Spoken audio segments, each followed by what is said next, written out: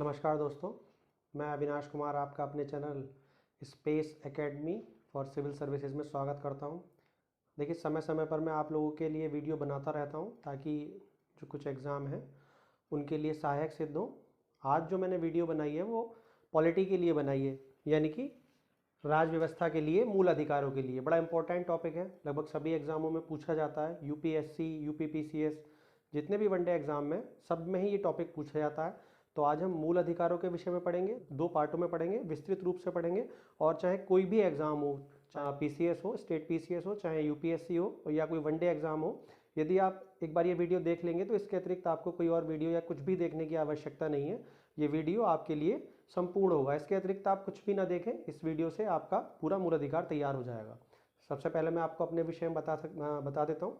मैं civil services की तैयारी करता हूँ। बार यूपी पीसीएस का मेंस लिखा है और अभी जो उत्तराखंड पीसीएस का मेंस होने वाला है 23 फरवरी से, उसे भी मैं लिखने जा रहा हूँ। देहरादून में मेरा सेंटर पड़ा हुआ है। इसके अतिरिक्त मैं हिस्ट्री से यूजीसी नेट भी क्वालिफाई हूँ। तो देखिए, समय खराब ना करते हुए आज हम बात करेंगे मूल अधिकारों के विषय में। देखिए, संविधान का जो सबसे महत्वपूर्ण, यदि मैं एक पार्ट कहूँ या मैं भाग कहूँ, तो वो मूल अधिकार है। मूल अधिकार व्यक्तियों के लिए बहुत ही विशेष है, क्योंकि ये मूल अधिकार ही हैं जो एक व्यक्ति को प्रजा से नागरिक बनाते हैं। जी हाँ दोस्तों, प्रजा से नागरिक। पुराने समय में क्या होता था कि जो राजा के जो अधीन जो व्यक्ति होते थे उन्हें प्रजा कहा जाता था, परंतु आज हमें नागरिक कहा जाता है। अब इन दोनों में मूलभूत अंतर क्या होता है? देखिए, प्रजा जो होती थी उसके पास कोई विशेष अधिकार नहीं होते थे, परंतु जो नागरिक होते हैं उनके पास कुछ अधिकार पाए जाते हैं। ठीक है, और उसमें भी सबसे महत्वपूर्ण जो अधिकार है व्यक्ति के पास, वो मूल अधिकार है। मूल अधिकारों को मूल अधिकार कहने के पीछे जो एक कारण है वो इसलिए, इन अधिकारों के बिना लोकतंत्र सही रूप से स्थापित नहीं हो पाएगा, क्योंकि ये अधिकार ही हैं जो व्यक्ति को लोकतांत्रिक व्यवस्था में सम्मानजनक जीवन जीने का अधिकार देते हैं। ठीक है, तो बिना समय व्यर्थ किए हम इन अधिकारों के विषय में बात करना शुरू करते हैं। मूल अधिकार संविधान के भाग 3 में अनुच्छेद 12 से 35 तक विद्यमान है। ये यूएसए से, कहां से लिए गए हैं? यूएसए से, यूएसए के संविधान से लिए गए हैं। यूएसए मतलब यूनाइटेड स्टेट्स ऑफ अमेरिका। ठीक है, अब हम क्रमबद्ध रूप से इन सभी अनुच्छेदों के विषय में गंभीरता से पढ़ेंगे, डीपली पढ़ेंगे। ठीक है, सबसे पहला अनुच्छेद जो है मूल अधिकारों के विषय में, वो है अनुच्छेद 12। देखिए, अनुच्छेद 12 में मूल अधिकारों के लिए तो कोई कुछ नहीं लिखा हुआ है, परंतु अनुच्छेद 12 हमें यह बताता है कि राज्य की परिभाषा में कौन कौन से इंस्टीट्यूशन आते हैं। कहने का मतलब यह है, जो मूल अधिकार हैं वो व्यक्तियों को राज्य के मनमानी शक्तियों के विरुद्ध दिए गए हैं।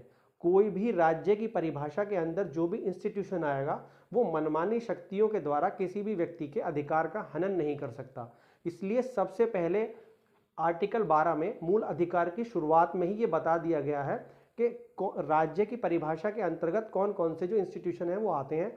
तो मैं आपको बताऊं, राज्य की परिभाषा के अंतर्गत हमारी संसद आती है और विधानसभा आती है। पंचायती संस्थाएं जो होती हैं वो भी राज्य का दर्जा प्राप्त होती हैं, यानी कि विधानसभा, लोकसभा, राज्य की विधानसभा, लोकसभा, पंचायती संस्थाएं जितनी भी होती हैं वो सभी राज्य के दायरे में आते हैं। कहने का मतलब है कि ये जितनी भी संस्थाएं हैं ये किसी भी व्यक्ति के मूल अधिकारों का हनन या उल्लंघन नहीं करती हैं। इन्हें आर्टिकल 12 में ही स्पष्ट रूप से लिख दिया गया है कि ये संस्थाएं व्यक्ति के मूल अधिकारों को नकारात्मक रूप से प्रभावित नहीं कर सकती। ठीक है, उम्मीद करता हूं कि ये आपको समझ में आ गया होगा।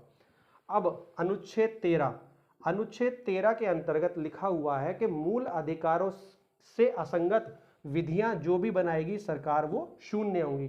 कहने का मतलब है कि सरकार ऐसी कोई भी विधि यदि बनाएगी जो कि मूल अधिकारों से असंगत होगी या उनका अल्पीकरण करती होगी। देखिए, अल्पीकरण का मतलब होता है कि किसी भी अधिकार में कटौती कर देना। मैंने आपको शुरू में ही बताया था कि संसद मूल अधिकारों में नकारात्मक रूप से परिवर्तन नहीं कर सकती। आर्टिकल 13 में यह साफ साफ लिखा हुआ है कि सरकार मूल अधिकारों के अल्पीकरण के लिए कोई विधि नहीं बनाएगी, और यदि सरकार कोई ऐसी विधि बनाती है तो वो विधि अमान्य होंगी, शून्य हो जाएंगी।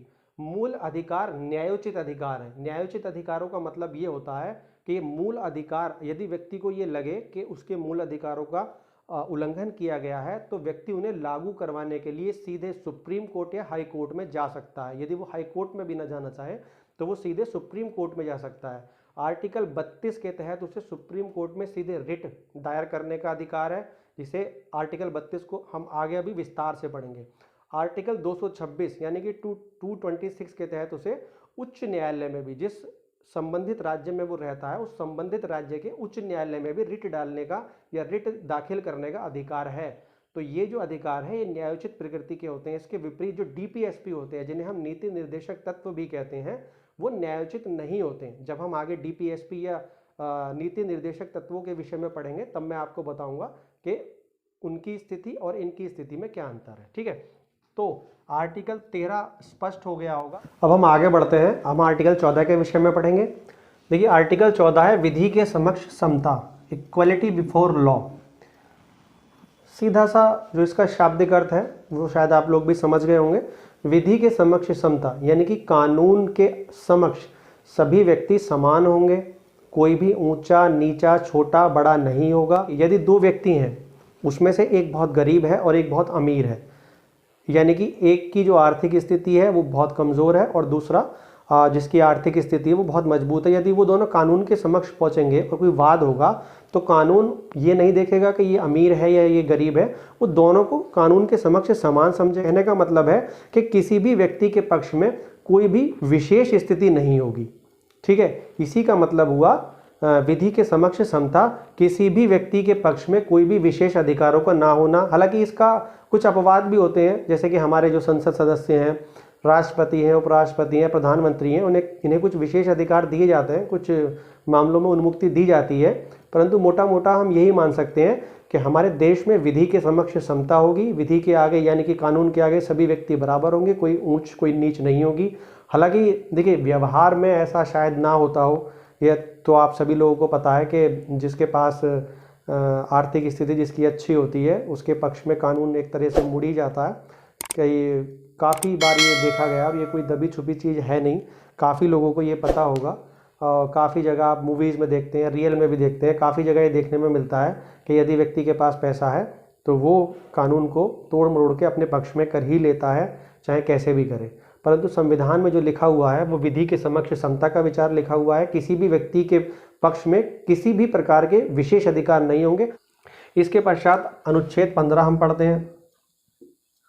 अनुच्छेद 15 आता है धर्म, मूलवंश, जाति, लिंग, जन्म स्थान के आधार पर भेदभाव का निषेध। यानी कि धर्म, मूलवंश, जाति, लिंग, जन्म स्थान के आधार पर भेदभाव का निषेध किया जाएगा। हाँ, सकारात्मक भेदभाव किया जा सकता है। अभी सकारात्मक भेदभाव क्या होता है? देखिए सकारात्मक, देखिए मैं आपको बहुत डीप में पढ़ा रहा हूँ। यदि आप ये क्लासें ध्यान से एक बार पूरी देख लेंगे तो आपको भविष्य में पॉलिटी में कोई समस्या कभी नहीं आएगी। आपको इसके अतिरिक्त और कुछ भी देखने की जरूरत नहीं। ठीक है, तो आप ये मत सोचिएगा कि मैं कोई टाइम वेस्ट हो रहा है हमारा, पर यदि आप एक बार इनको डीप में पढ़ लेंगे आपको कोई बुक पढ़ने की जरूरत नहीं है। लक्ष्मीकांत का सार है, एक तरीके से मैं आपको बता दूं, लक्ष्मीकांत का मैं सार पूरा आपको बता रहा हूं। आपको कहीं भी कुछ भी करने की जरूरत नहीं पड़ेगी। लक्ष्मीकांत, डी.डी. बसु जो भी है उसमें जो महत्वपूर्ण बातें लिखी हुई हैं मैं वो आपको बता रहा हूँ कि राज्य सकारात्मक भेदभाव कर सकता है। सकारात्मक भेदभाव ये होता है कि दलित जातियों के पक्ष में आरक्षण जो किया गया है वो इसी सकारात्मक भेदभाव के आधार पर किया गया है।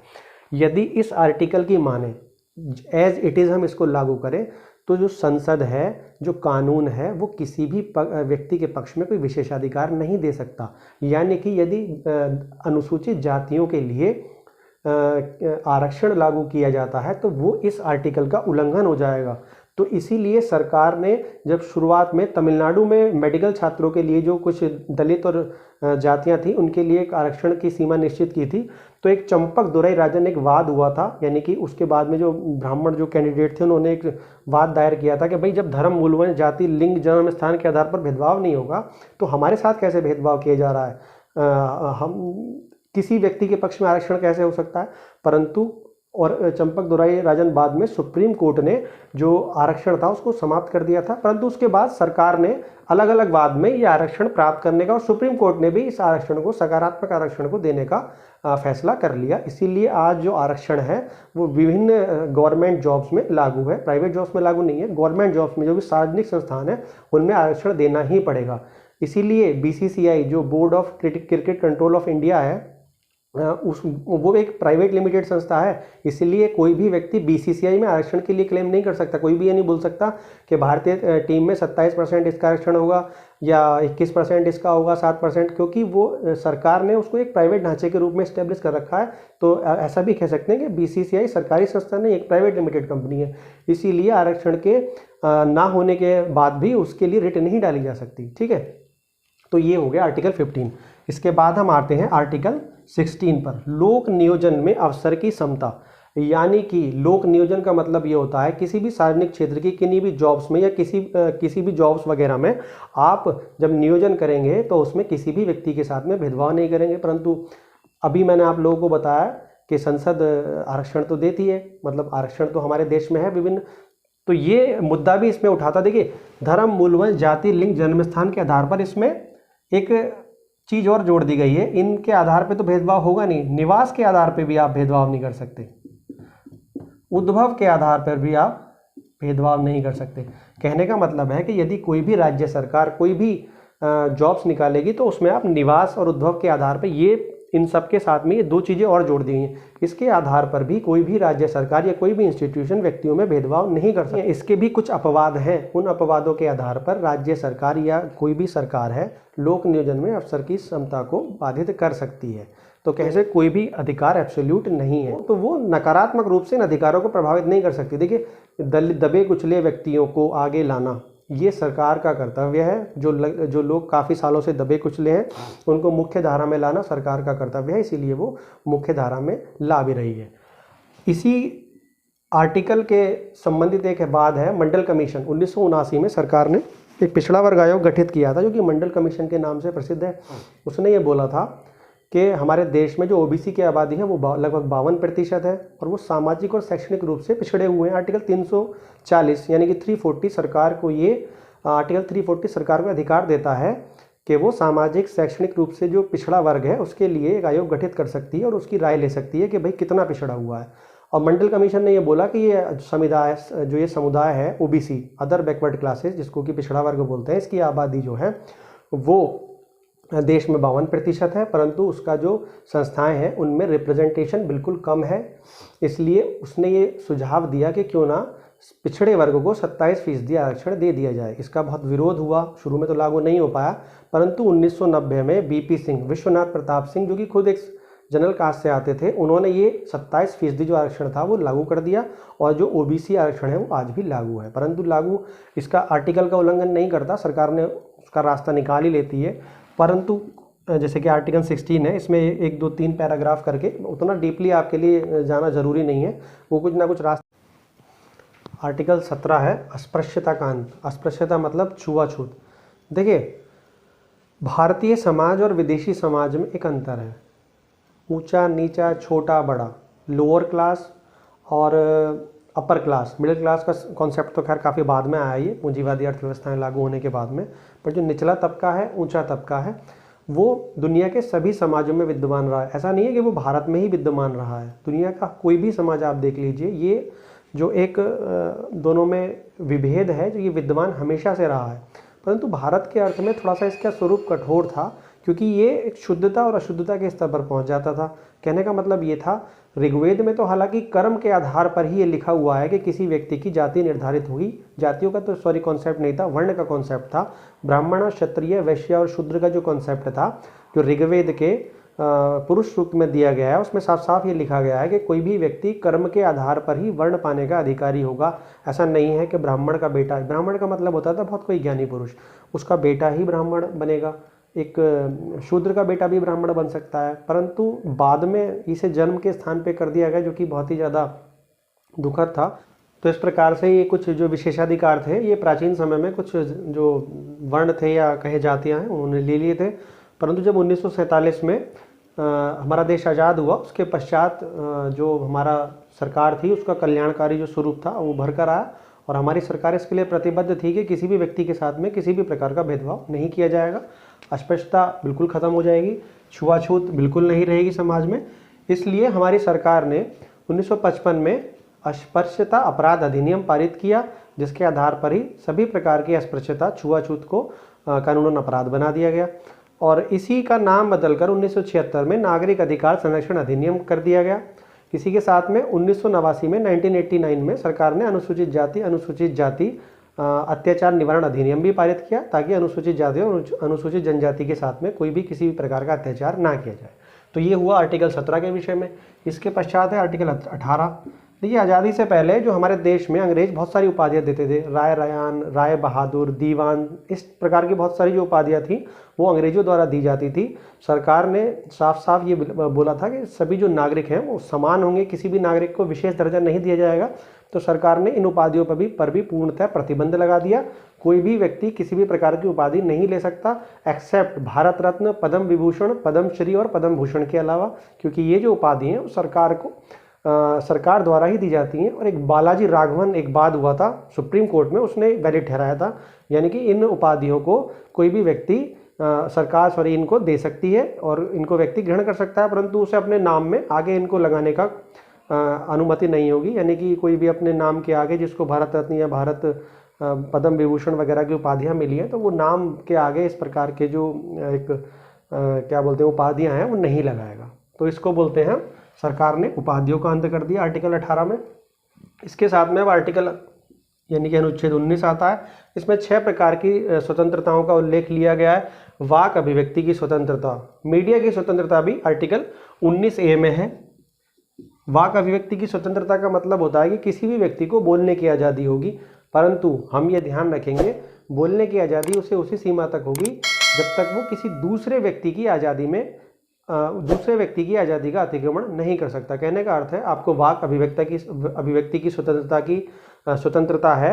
आप अपनी आवाज़ को उठा सकते हैं, यदि कुछ गलत हो रहा है आप अपनी आवाज़ को उठा सकते हैं, इंस्टीट्यूशन तक अपनी बात पहुंचा सकते हैं, कोई कहीं भाषण भी दे सकते हैं, परंतु दूसरे व्यक्ति के अधिकार क्षेत्र में नहीं पहुंच सकते। किसी को नकारात्मक बातें नहीं कह सकते। यदि आप किसी के विषय में नकारात्मक बातें कहते हैं तो आपको मानहानि का भी आप पर मुकदमा दर्ज किया जा सकता है। यानी कि वाक अभिव्यक्ति की स्वतंत्रता एब्सोल्यूट नहीं है, आपको मिली हुई है, परंतु उसका आप दुरुपयोग नहीं कर सकते। आप किसी दूसरे व्यक्ति की स्वतंत्रता का उल्लंघन नहीं कर सकते। आपकी स्वतंत्रता वहां जाकर खत्म हो जाती है जहां से किसी व्यक्ति की स्वतंत्रता प्रारंभ होती है। ठीक है, इसलिए वाक और अभिव्यक्ति की स्वतंत्रता एब्सोल्यूट नहीं है, परंतु संविधान में उपलब्ध है। शांतिपूर्वक सम्मेलन करने की स्वतंत्रता, यदि आप शांतिपूर्वक सम्मेलन करना चाहते हैं तो आप कर सकते हैं, शांतिपूर्वक धरना दे सकते हैं। बेसिकली गांधीयन विचारधारा है। जो महात्मा गांधी थे वो भी शांतिपूर्वक धरना देने में, सम्मेलन करने में विश्वास रखते थे। इसलिए जो स्वतंत्रता है हमें 19B के द्वारा मिली गई है, परंतु याद रखिए शांतिपूर्वक ही सम्मेलन करने की स्वतंत्रता है। आप कहीं भी शस्त्र धारण करके या शस्त्रों के बल पर कब्जा नहीं कर सकते। शस्त्र लहराते हुए कहीं अवैध कब्जा करके कोई सभा नहीं कर सकते। यदि आपका जो सम्मेलन है, जो आप एक तरीके से संगोष्ठी कर रहे हैं, यदि वो शांतिपूर्वक है, उसमें कोई व्यवधान नहीं है, तो उसमें आपको सरकार द्वारा सहायता भी दी जाएगी और सरकार उसको ख़त्म नहीं करेगी। शाहीन बाग का एक धरना हुआ था जिसको कि शांतिपूर्वक ही धरना बोला जाता है। दिल्ली में जो ये एक CAA के विरुद्ध जो एक धरना किया गया था, शांतिपूर्वक धरना जो किया गया था, इससे पहले सन 2012-13 के आसपास भी जब कांग्रेस की सरकार होती थी, तो जो आज के मुख्यमंत्री हैं अरविंद केजरीवाल, उन्होंने भी जंतर मंतर और रामलीला मैदान में काफ़ी दिनों तक धरने किए थे। शांतिपूर्वक सम्मेलन थे, मैं भी उनमें गया था। तो इस प्रकार आप ये कह सकते हैं कि आप शांतिपूर्वक सम्मेलन की जो स्वतंत्रता है वो मिली हुई है। पर ऐसा नहीं है कि आप कहीं भी धरना देना शुरू कर देंगे, कहीं भी सम्मेलन, पता चला कि आप कहीं रोड के बीच में जाके बैठ गए और आप सम्मेलन करने लगे। यानी कि आप किसी भी पब्लिक ट्रांसपोर्ट को बाधित नहीं कर सकते। जो नियत स्थान है, कोई पार्क है या जो भी कोई एक जगह है जो सरकार निर्धारित करे, तो वहाँ पर जाकर आप धरना दे सकते हैं। दिल्ली में जंतर मंतर एक ऐसी जगह है जहाँ पे बहुत लोग जाके धरना भी देते हैं, सम्मेलन भी करते हैं। तीसरा, संघ बनाने की स्वतंत्रता। देखिए, विभिन्न प्रकार के संघ जो है हमारे देश में बने हुए हैं। जातियों के नाम पर भी बने हुए हैं, धर्म के नाम पर भी बने हुए हैं। All India Muslim personal law board है, बजरंग दल है, RSS है। तो विभिन्न प्रकार के संघ बनाने की स्वतंत्रता भी हमें सरकार में दी गई है, परंतु सरकार उन्हीं संघों को मान्यता देती। आपराधिक गतिविधियों में जो सम्मिलित संघ होते हैं या जो लोग होते हैं, उनके जो संघ होते हैं या उनकी जो संस्थाएं होती हैं, उनको सरकार गैर कानूनी भी घोषित कर सकती है। जैसा कि सिमी स्टूडेंट इस्लामिक ऑर्गेनाइजेशन थी, उसको सरकार ने बैन कर दिया था। ठीक है, यानी कि आपको ऐसा ही संघ बनाने की स्वतंत्रता है जो कि सकारात्मक हो, या किसी समुदाय की बढ़ोतरी के लिए हो, किसी समुदाय के फायदे के लिए हो, परंतु आप कोई भी नकारात्मक संघ नहीं बना सकते। अब आप में से कुछ लोग पहुंच जाएं कि जी संघ बनाने की स्वतंत्रता दी गई है तो लश्कर ए तोयबा और जैश ए मोहम्मद को भी आप वैलिड कर दीजिए, परंतु वो नहीं हो सकता क्योंकि वो एक तरीके से नकारात्मक संगठन है, ठीक है, आतंकवादी संगठन है। इसी तरह से हमारे देश में आवागमन की स्वतंत्रता है। आप किसी भी जगह भारत देश में जो भी जगह उपलब्ध है वहाँ पे निर्बाध आवागमन कर सकते हैं, टूरिस्ट बन के जा सकते हैं, ठीक है। परंतु इसमें भी एक कुछ राज्य हमारे देश के ऐसे हैं, शायद आपको सुनकर ये चौंक जाएंगे, उनमें भी इनर लाइन परमिट की आवश्यकता होती है। नॉर्थ ईस्ट के जो कुछ राज्य हैं जैसे नागालैंड है, मिजोरम है, मणिपुर है और अरुणाचल प्रदेश है, इन जगहों पर जाने से पहले आपको वहाँ की सरकार से एक इनर लाइन परमिट लेना पड़ता है। उसके बिना आप इन राज्यों में प्रवेश नहीं कर सकते, आपका प्रवेश अवैध माना जाएगा। हालांकि ये मूल अधिकारों का उल्लंघन नहीं करता क्योंकि जो वो एरिया हैं वो ट्राइबल एरिया हैं, उन ट्राइबल लोगों की अपनी कुछ संस्कृति है और वो उसका विशेष रूप से संरक्षण करना चाहते हैं। तो किसी भी बाहरी व्यक्ति को वहाँ पे जब वो जाएगा तो उनसे यदि खतरा है तो उनकी संस्कृति को यदि उससे खतरा है, इसीलिए वहाँ पर इनर लाइन परमिट की आवश्यकता होती है। इसी प्रकार लक्षद्वीप में भी ये जो है इनर लाइन परमिट की ज़रूरत होती है। ये सकारात्मक है, इसमें भी कोई नकारात्मक नहीं है। कुछ जो वहाँ की जनजातियाँ हैं उनके अपने कुछ रीति रिवाज हैं, उनकी सुरक्षा के लिए और व्यक्तियों की सुरक्षा के लिए भी, क्योंकि थोड़ा अशांत क्षेत्र तो है ही, इसीलिए ये जो है स्वतंत्रता इनर लाइन जो परमिट है वो व्यक्तियों को लेने की आवश्यकता होती है। अगले आर्टिकल की तरफ बढ़ते हैं। अगले जो सेक्शन है इन 6 स्वतंत्रताओं का, उससे आगे की तरफ बढ़ते हैं। सेक्शन ई जो एक मूल अधिकार है वो है निवास करने की स्वतंत्रता। आप देश के किसी भी हिस्से में निवास कर सकते हैं। कुछ समय पहले तक कश्मीर में ये आप निवास नहीं कर सकते थे, यानी कि मूल निवासी वहाँ के नहीं बन सकते थे। आप चाहें तो वहाँ जॉब वगैरह के सिलसिले में रह सकते थे, परंतु आप वहाँ के मूल निवासी नहीं बन सकते थे। और यहाँ तक भी था, आर्टिकल 35A था, उसके अकॉर्डिंग मूल निवासी जो थे उनकी पहचान की गई थी। यहाँ तक भी था कि यदि कोई कश्मीरी लड़की किसी बाहरी व्यक्ति से शादी करती थी तो उससे उत्पन्न जो बच्चे होते थे उनको भी माता की तरफ से कोई भी ना तो संपत्ति मिल सकती थी और ना ही उनको माता की तरफ से कोई अधिकार मिल सकता था। यानी कि कश्मीरी महिला किसी बाहरी व्यक्ति से यदि शादी कर लेती थी तो उसकी नागरिकता वहाँ की स्वतः ही समाप्त हो जाती थी और उसके जो बच्चों के अधिकार थे वो भी कश्मीर पर तो स्वतः ही समाप्त हो जाते थे।